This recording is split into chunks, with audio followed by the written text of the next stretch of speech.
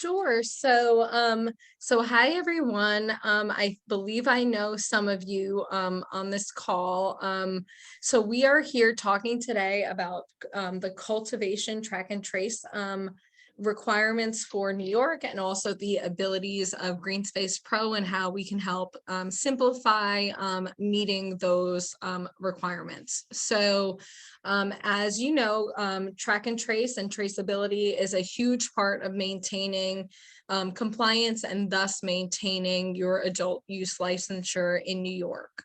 The adult use conditional cultivator guidance is pretty vague in terms of its requirements for track and trace. It essentially requires that you are able to trace the product back to the block and bed level, i.e., there's nothing that necessarily requires you to track it back to the specific plant. However, upon site inspections, we've heard that that is something that the OCM is requiring.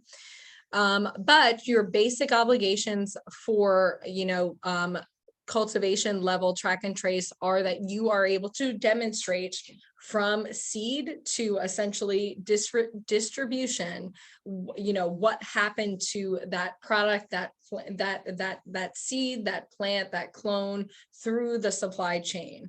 And it's pretty vague in terms of those requirements. It does not mandate a specific vendor. There's about one paragraph when it comes to traceability that again requires you to trace it back to the block and bed level, which of course was included. You've attested to the state at this point per your site plan and your plant bed diagram, how you're organizing those plants, what your cultivation space is. So in terms of your traceability, presumably, if there were ever a suspicion that you were out of compliance with some measure of traceability, there are other mechanisms and other pieces of information that also correspond to your traceability requirements, such as the site plan and the plant bed diagram that allow the state to have some knowledge and recourse as to whether or not you're conducting traceability properly based on your initial compliance documentation submitted to the state in terms of the site plan and the plant bed diagram. You have also, moving on to our next bullet point, had to provide the state with photos of your drying space, as well as typically this manifests itself in terms of in the form of an export. You've had to show the state per that requirement how you are tracking and tracing. So many of you who may already be on GreenSpace have had the luxury of simply being able to export a file from GreenSpace, or if you're using a CSV or an Excel spreadsheet just to do basic compliance, you've been able to export that, but the state has asked in the interim for some supplemental documentation as to your drying space and traceability requirements. In that email, they've also requested that you submit photos of a correctly labeled batch. Now that batch, as we're going to discuss further, is a little bit confusing because at the cultivation level, the state, per this drying space and traceability compliance email, has allowed cultivators to determine the size of their own quote unquote production batch, or as we might talk about here, harvest batch. Now, a harvest batch can pertain to bulk flower products, bulk flower, not necessarily flower products, because batch requirements pertain to final products, which is the key difference here. So even if you're selling flower products such as, ACE or pre-rolls, you will have to essentially refine depending on, what strains, or depending essentially on what the final product is. Say you're making an infused pre-roll, for instance, or a pre-roll that has a different terpene than another pre-roll that you might have made with the same bulk flower. Those might have the same harvest batch, but they would have a different batch.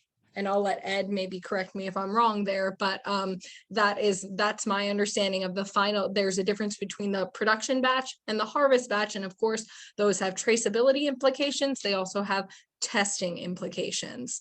In connection with the adult use retail dispensary guidance, per the adult use retail dispensary guidance, the dispensary guidance gets a little more in detail into what's required for inventory tracking.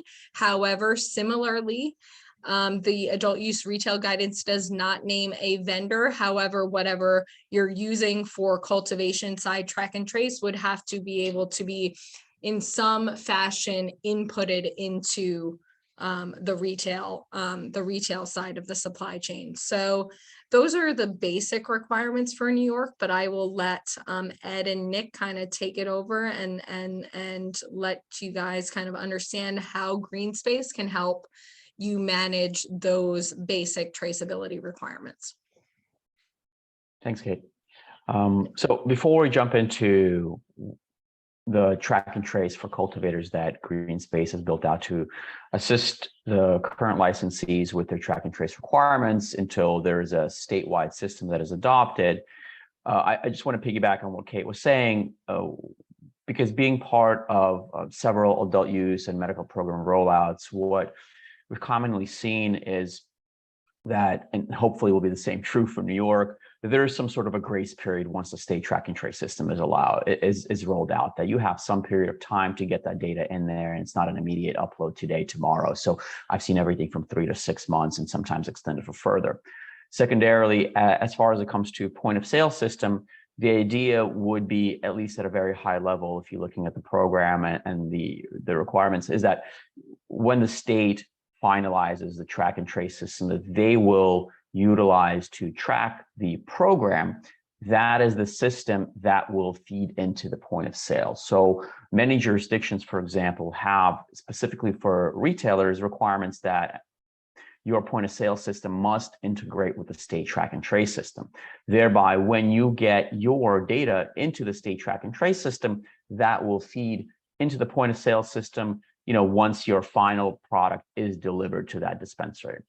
Now, I know we're not here to talk about dispensaries, so we'll kind of move on from that, but just wanted to throw those tidbits out there because, it's not clear if any platform for cultivators will be required to integrate into state's track and trace system, or you'll be able to use the state track and trace system directly, or you'll be able to use your CSCs in Excel and upload it for that data.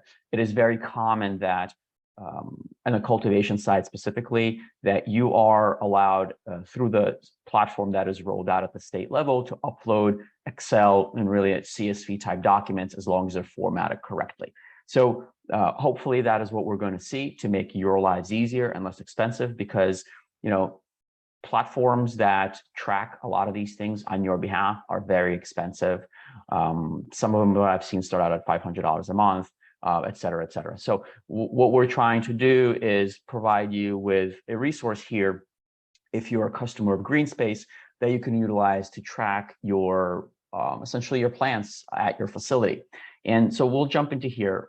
What we have here is some screenshots from the product that is available inside of GreenSpace, and it's in an Excel format that you can download and manage on your own computer. You could probably put it into Google Sheets, depending on how you guys are organized internally. And it starts from, as Kate mentioned, from the very beginning of the propagation phase. And what we've done here is we try to automate some of these things. So what you'll have here, what you see in I guess it's yellow or orangish, peach, whatever color that is. I'm not great with those. So what you see in yellow, those are things that are generally automated. And don't try to do the math here. What you see in the other sections, this is just a template for purposes of presentation, and everything else is form fillable. So essentially, let's say you're growing a strain, you go into the propagation phase, you identify the strain, you put in the date that it hit into propagation, and what this spreadsheet is designed to do is to assign and automatically name a harvest batch for you. Now, the naming nomenclature can be changed.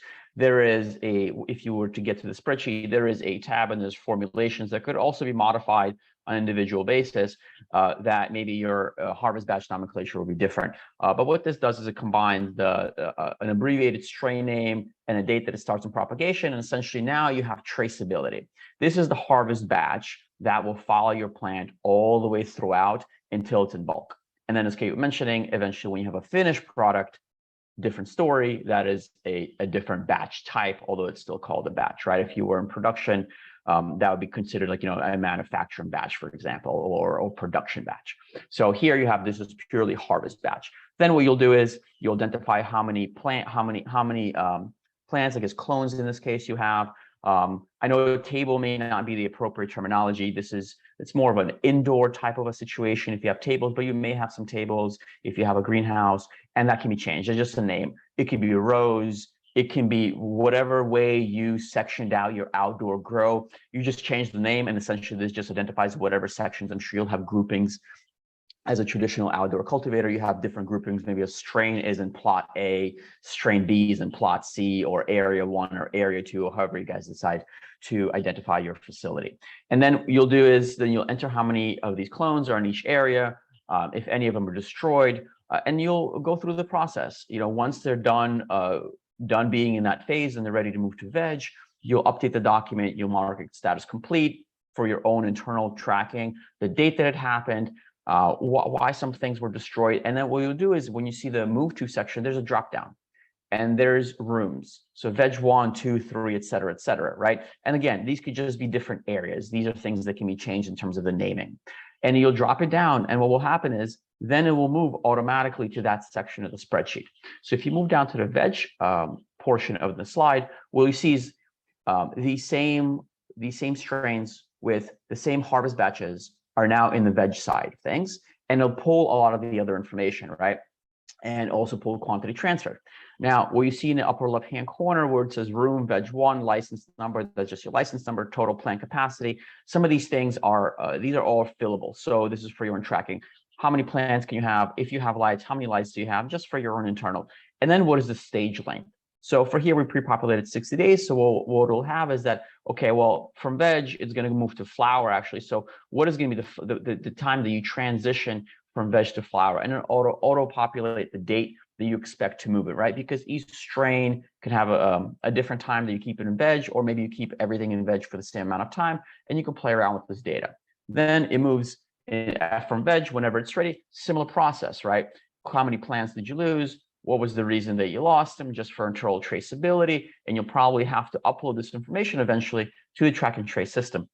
And what you commonly see is when you do lose plants, there is an expectation that there is a reason for why you're losing plants. So you'll mark them, whatever it is, mold, didn't mature, whatever the common, hopefully they will provide you with a list of for kind of waste identifiers that they expect you to use, unless they allow you to just free form it and fill it in. I've seen it done a couple of different forms from a state track and trace system. So very common ones are something like waste, incorrect quantity, did not mature, things of that nature. So we'll see when the track and trace platform rolls out what this all looks like. And again, all of these things are very customizable, which is the most fantastic thing about this document.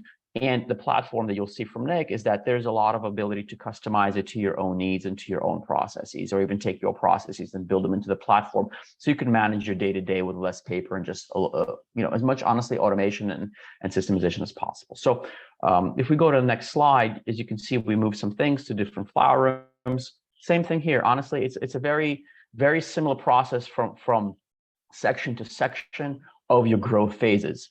You move from veg, you drop it into a flower room, you identify then in which part of your flowering canopy that these plants are located. It doesn't have to be a table again, right? You could rename this to whatever you want. How many plants of this strain, of this harvest batch are in each of those sections? You identify it. Similarly, what is the stage length? How long are you flowering? Okay, we're going to flower for 6 weeks, 7 weeks, 8 weeks, 9 weeks. You pre-populate some of this information. Okay, you're about to harvest. Let's look at what happened. We had to destroy a certain amount of plants. Similarly, the total number of final plants in that harvest batch is going to be adjusted. And you put in a reason code, what happened, why did we kill some of those plants, and then you put in a total amount of wet weight, and you could drop down your measure. Once that is all done and you mark it complete, then you're obviously in drying. And this kind of brings us towards the end, right? You go through your dry process, dry cure, trim, whatever it is you're going to do, and then you have your finished dry weight, which you record here. Usually for cultivators, that's your finished dry weight that you are going to packaged in, let's say, a turkey bag with the proper unique identifier that the state will issue. For example, if this is a metric, if it will be metric, then it's a UID, it'll be a blue tag, right? This is what it is in every metric state. If it's not metric, it'll probably be some other form of a tag that is probably will have to be associated to this particular unit that is now dried and ready for either bulk sale or testing or packaging and then testing, right? So there's definitely gonna be some things that happen after this. But now what you have in front of you is an Excel spreadsheet that will track your plants from the time that they enter your facility and into your growth phases until they're done drying.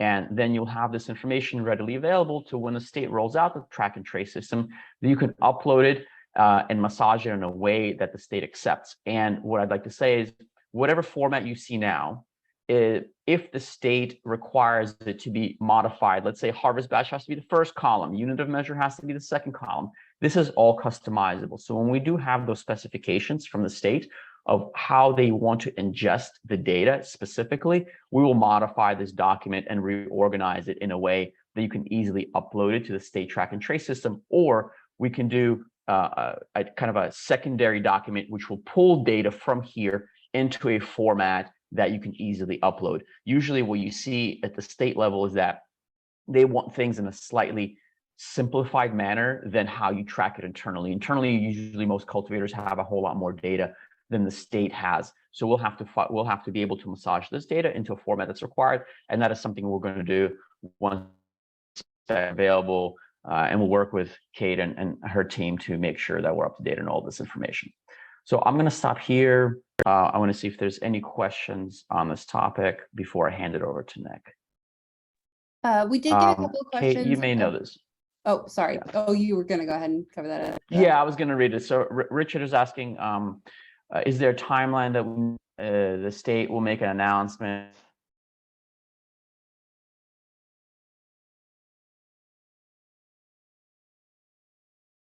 I think Ed froze up. I think Ed froze. Yeah, but I see the question as well. So I believe your first question, Richard, was whether or not BioTrack was named as the track and trace vendor. The answer is no, they have not officially been named. Of course, that is the rumor on the grapevine that BioTrack has been chosen, but nothing has been publicly announced, and none of the guidance, most importantly, none of the guidance governing both AUCCs, AUCPs, or retailers indicates that BioTrack has been the officially chosen vendor, or that a vendor has in fact been chosen. With regard to the timeline, no, there is no explicit timeline. There is, however, in the law, the ability under Section 78 of the MRTA record keeping requirements that the state is able, the regulatory and the administrative body that acts essentially under the regulatory body is able to potentially name a seed to sale tracking system, a mandated one that has to be used by everyone. It has yet to be done, and the law does not have any specific timelines. What I would say is, if they were to propose that in proposed regulations in themselves are governed by specific legal timelines per the Administrative Procedures Act. But again, we have not seen that in proposed regulations. Awesome, thank you. So let's, I believe, Nick, let's go on to you, please. Yeah. Hi, everybody. I'm the Customer Success Director here at GreenSpace, and what we really pride ourselves on is our on-hand onboarding with our customers. And I know that this might all seem a little overwhelming with track and trace, but with GreenSpace, you get me and my team to help you along and figure this out so we can go hand by hand and do this together. I'm going to go and share my screen and show GreenSpace a little bit as well. When you sign up for GreenSpace, you get the track and trace model, which is fantastic. It seems a little complicated, but it really isn't.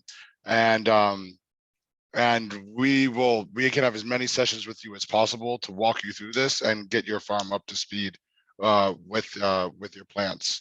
especially when it comes to New York. We're very New York specific. We have a lot of custom templates that come with GreenSpace, not as a track and trace, but also when it comes to managing your rows, we work with you where you can send us your information first and foremost for, like, say, your rows. And this is a in our project screen, we have either you have your home, your locations. A lot of your cultivators are 1 to 2 to 3 locations, but we're going to focus on projects right now where you don't have to input this information. It comes with the onboarding where you can send us kind of how your cultivation is set up, and we put this into GreenSpace for you and walk you through this hand by hand, where we can show you how you can monitor your rows of strains daily. These can be daily repeatable tasks, whether you wanted to monitor how you're watering, your pH levels, things like that. And what's really important that we found with cultivators in New York is that it comes with an audit log. So you're able to go back and see exactly when the waterings were done by your employees, things like that. So you have a full visibility into what's going on in your field. When it comes to GreenSpace as well, it's a collaboration tool. It's not a, we don't try and lock out users. So people from the top, the owners of the company, to the people that are just in the fields, everyone can use it. It's not an added fee, an added cost. It's very mobile friendly. So when people are in the field, they're able to log the information, and you as an owner are able to go into GreenSpace and see this and make sure that everything is taken care of day by day. Especially partnering with Kate and Kaylin at the Castetter Group, being New York experts, and Ed, our compliance expert, we're constantly updating these templates, especially as New York goes through, and everything's constantly in flux. It'll be if you're in GreenSpace, you'll be able to see these updated templates, so you know exactly what's going on in your jurisdiction, so you know how to stay compliant. And that's one of the main purposes of GreenSpace, to help you stay compliant through the whole entire season. I don't know, Ed, do you want to add to that a little bit, or? Sure. I know we're obviously trying to focus on track and trace because it's a huge requirement for cultivators, but I do want to point out that one of the things that New York customers have found it the platform tremendously useful for is to meet the requirements of the annual cultivation report. And that is one of the things that we've taken, thank you, Nick, taken some time on. What you'll see here is just the requirements of the report. But what we've also created in the back end is, as Nick was mentioning, a lot of the templates. Unfortunately, as you've seen, the New York language is quite vague on how certain things are expected to be maintained and how they're supposed to be tracked on a day-to-day level at the cultivation facility. So what we've done with our internal team is taken whatever minimal information that the New York State put out in the regulatory language and applied some of our institutional knowledge of how cultivators perform certain tasks and put those into templates for you to use as a starting point. So for example, something simple like sanitation, right? You know, you may keep a small log on a piece of paper, but for the annual cultivation report, you're gonna have to provide all of that data. So what we've done is we've provided some simple templates that you can use and build on and modify within this platform to digitize those manual processes that you're performing on a day-to-day basis, or weekly, or however frequently you need to. So, you know, Kate mentioned this in a prior webinar that we held, and I'd like to restate it. It is vital that you're keeping up with your regulatory requirements on a daily basis. It is very difficult at the time of the submission for an annual cultivation report to go back and pull a year's or however many months of a license worth of data and essentially logs, and digitize them or aggregate them or scan them and send to the state in any format that they would easily accept and see that you have a good program in place. Because, and Kate, you can speak to this better than I, you know, there is going to be a component when you submit all this information to the state when they're reviewing you for renewals, right? So they expect you to stay compliant. And maybe, Kate, you want to speak to that a couple of minutes as to what that's going to look like. Just, you know, I know the process, but not as well as you. So I think it'd be helpful, but I just want to reinforce with this traceability, it has to happen on a regular basis. You have to have all the data. It is going to be almost impossible for you to go back and populate a year's worth of data. Same thing for all the other requirements. And that's what we pride ourselves in doing, is providing you as much data, as much information, as many templates as possible, just to get you going and get you started and guide you through the process as necessary. So you have Nick there, you have myself and other compliance folks and the staff that can help you guide through the process, and it's all part of the GreenSpace platform. And so to speak to that a little bit, so it's also, so I know that there are some folks that might think, well, we're just going to wait till the vendor is named and then we'll work then, because we don't want to pay for something to help us track and trace in the interim. What I will say is that is a faulty assumption, because all records of your inventory tracking must be included. And well, you have to at least manage those records in a way that you can prove to the state per your annual cultivation report, which for many of you may be due. Even the ones who got licensed right away, their responsibility is to track and trace from April or May of 2022, which means that the annual cultivation report for the first cultivators that were licensed is likely due in April or May. Now, that means that there's been at least since April, since the first licenses were granted, that's been, let's see, what is that, 5 months? Was that more? Well, no, it's more than that. It's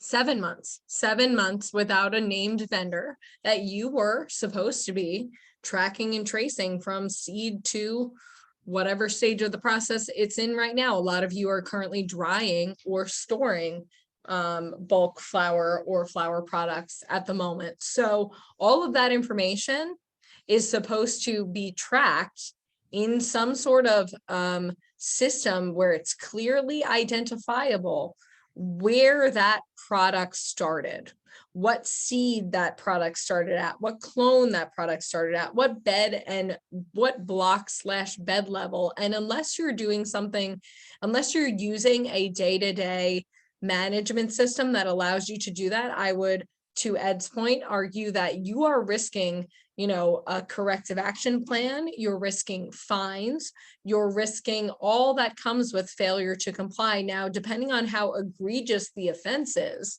you know, if it turns out that you failed to track anything for 7 months, well, I would say that you might not get a correction action plan. Maybe they'll give you one, maybe they'll give you one and they'll also give you fines.